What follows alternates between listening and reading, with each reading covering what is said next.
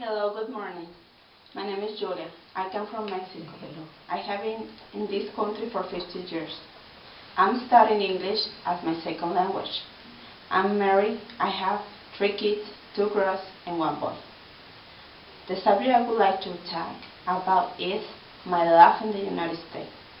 I came here when I was 16 years old. I came to study, but we have family problems here.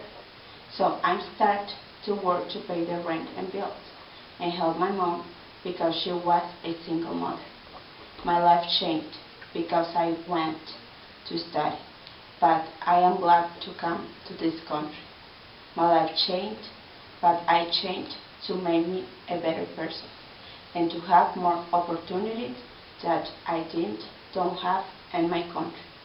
We have better job, better house, better things, and my kids have the best education, but I would not change the time I lived in Mexico. The people were more friendly and helped. I was surprised when I found different culture, different food, and different people in the world.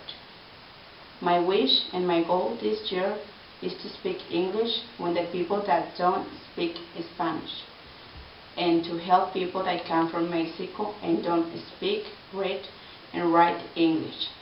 I'll thank all the people who helped me to speak English. God bless you. Your passion is important to me. Thank you.